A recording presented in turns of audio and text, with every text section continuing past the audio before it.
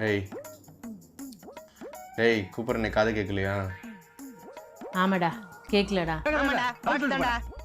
நாங்கள் டேபிள் மேலே இருக்கோம், நீங்கள் கீழே இருக்கீங்க. கூப்பிட்டா எப்படி கேட்கும்? சத்தமாக கூப்பிடு.